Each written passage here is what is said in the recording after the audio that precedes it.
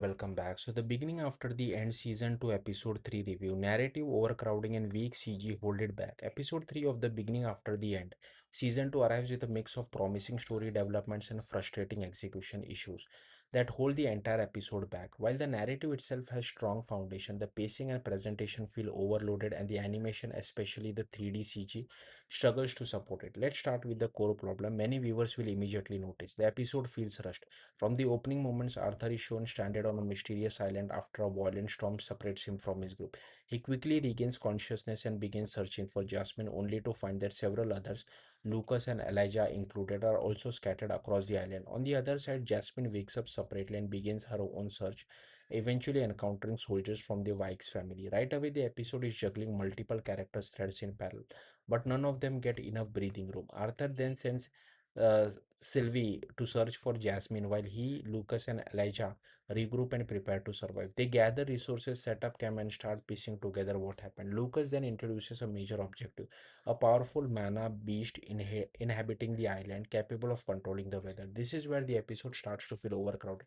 Instead of letting tension build naturally, the story rapidly moves into a full combat setup. Lucas, Arthur, Elijah decide to hunt the beast immediately, and the pacing barely pauses before they arrive at its lair.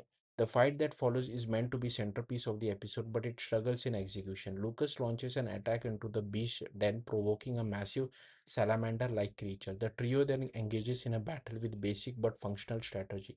Arthur takes close combat, Lucas supports with ranged fire, and Elijah provides defense. At first, the coordination seems effective. They land hits, adjust position, and start gaining momentum. But the beast quickly reveals its regeneration ability, undoing most of their progress and forcing the group into a prolonged struggle. The problem here isn't just the fight itself, it's how quickly everything escalates and resolves. There's very little time to build tension or properly stage the stakes. Moments that should feel intense instead feel compressed. Visually, the issue is made worse by the 3D CG animation used for the Mana Beast.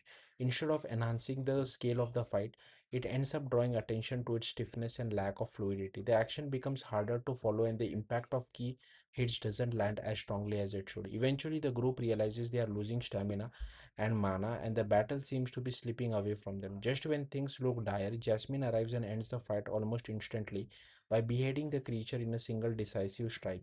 While this moment is meant to feel like a payoff, it also highlights how abruptly the fight is resolved after being stretched through uneven pacing. After the battle, the episode shifts tone and begins wrapping up the island sequence. The group prepares to leave and return home, and the narrative transitions away from action into quieter moments. We then cut to Tessia and her companions who are casually eating in town. This segment briefly lightens the mood but quickly escalates again when Vio and Faye provoke Tessia, pushing her to attempt another meeting with Arthur. However, her plans are interrupted by the sudden appearance of Arthur's father, Renaud. This unexpected encounter sends Tricia into a panic, adding a comedy but slightly abrupt twist into the scene and closing out her portion of the episode. By the end, the episode attempts to balance multiple threads: Arthur's island survival arc, the Mana Beast fight, and the Tessia's separate storyline. But the sheer number of moving parts contributes to a feeling of narrative overcrowding, and that's really the core issue here. There are good ideas in this episode: the setup for the island mystery, the team dynamics during the fight, and the parallel character threads all have potential. But instead of letting each moment breathe, everything is spaced tightly together, leaving little room for emotional or visual impact. Combined with inconsistent CG animation, especially during the fight sequence, the episode struggles to fully deliver on what the story clearly wants to achieve. So overall, episode 3 is a mixed experience.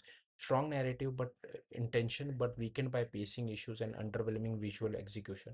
If future episodes slows things down and allow key moments to develop properly, the series still has room to recover, but this episode definitely highlights the cost of trying to fit too much into a little runtime. Thank you for watching.